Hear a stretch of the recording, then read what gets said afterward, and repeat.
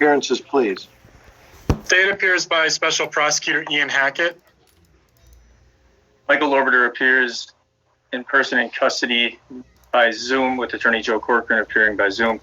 We have a copy of the criminal complaints. Mr. Lorberter is aware of the associated charges and maximum penalties and asks to waive the reading of the complaints. We reserve all right to make jurisdictional and other objections, as well as the right to a jury trial. Mr. Lorberter is eligible for the Public Defender's Office. We're asking for a preliminary hearing date on the felony file and to withhold the entry of a plea on the misdemeanor file and have that trail. All right, thank you.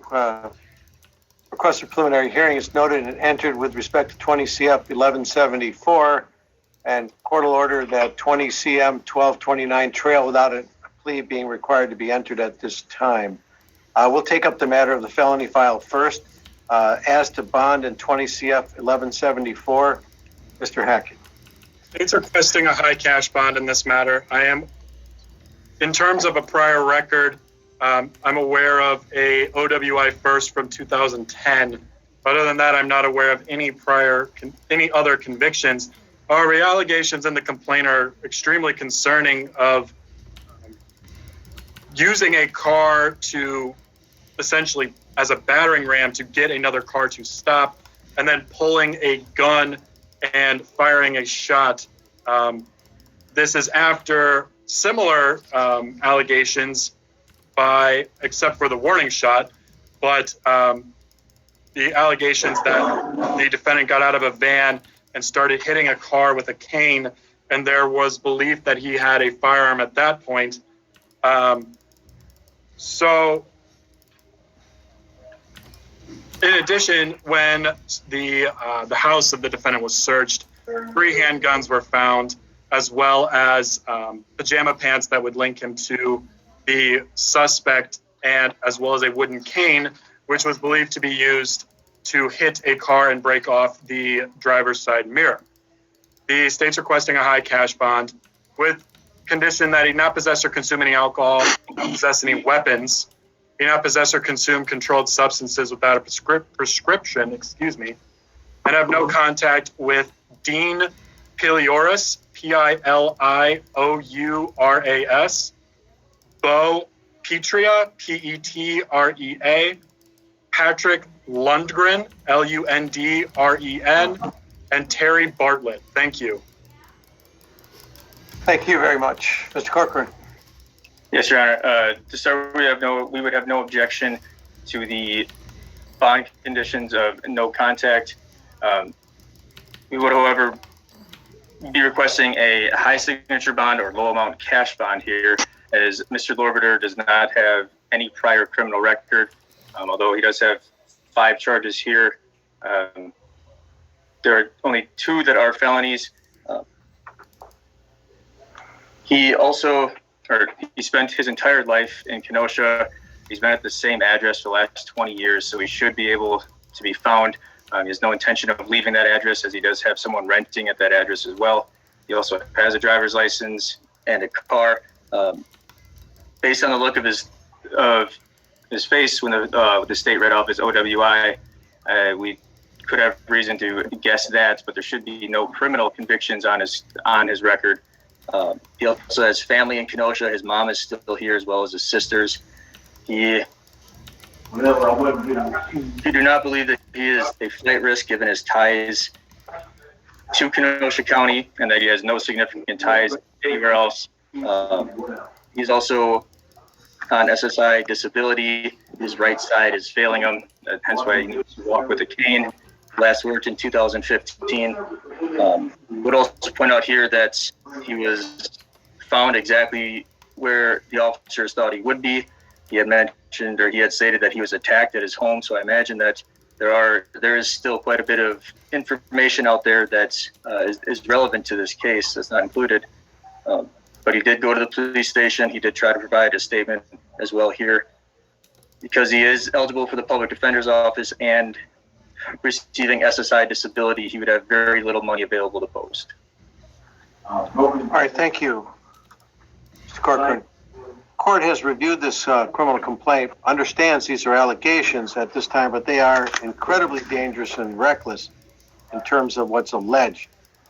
To in effect, initially aim a firearm at someone in Panoyer Park, then follow that vehicle, striking it from behind, and then as the vehicle tries to leave the scene further, basically cutting off that vehicle allegedly on Sheridan Road, causing the vehicle to striking the vehicle again, causing it to veer quickly and unexpectedly to the right, and then to now be required to move northbound, if you will, when it was intending to go southbound, to exit the vehicle, yelling, and then brandishing a firearm, and then discharging the firearm, not in the air, but in the direction of where that vehicle was, according to the allegations. And again, the court's aware these are allegations.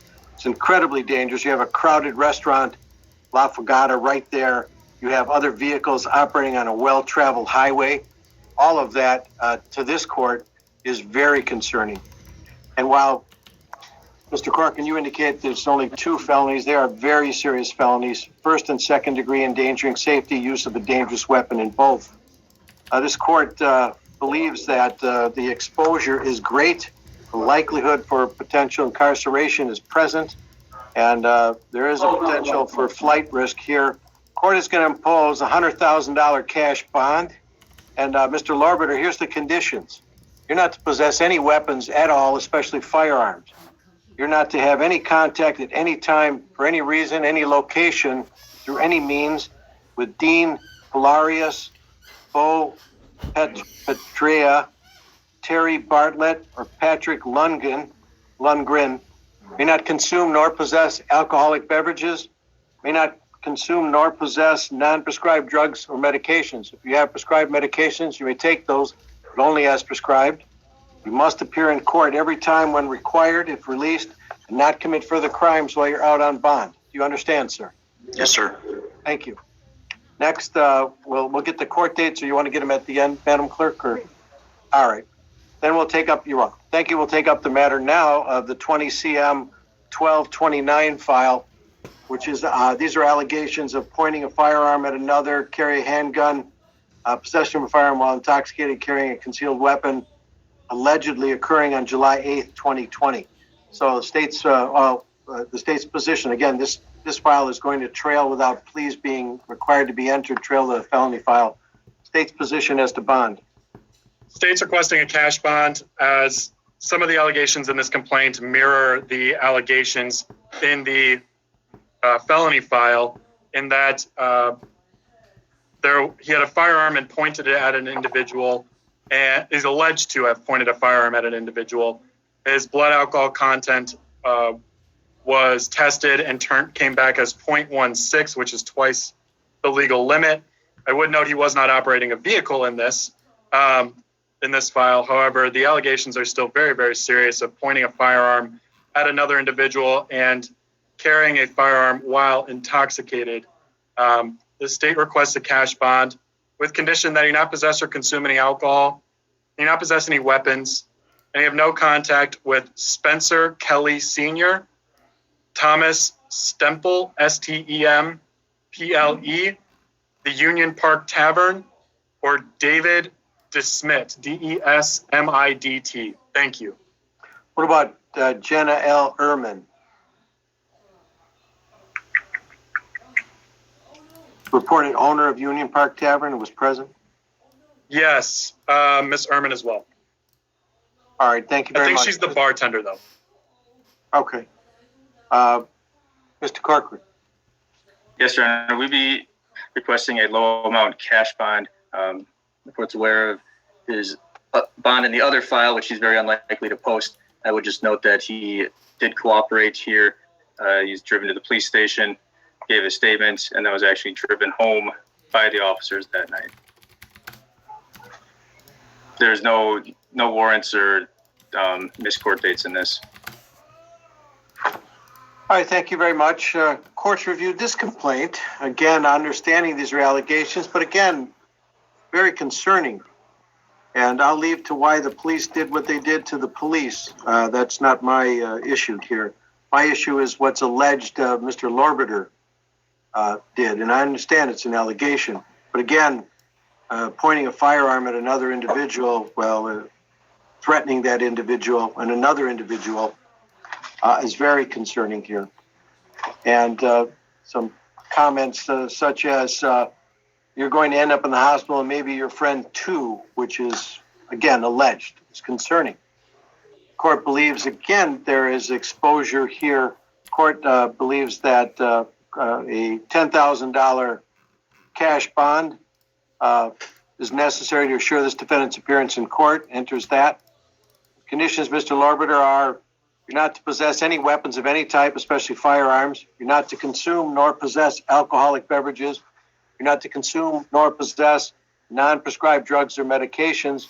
If you have prescribed medications, sir, you may take those, but only as prescribed. You're not to have any contact to be on the premises of the Union Park Tavern in Kenosha.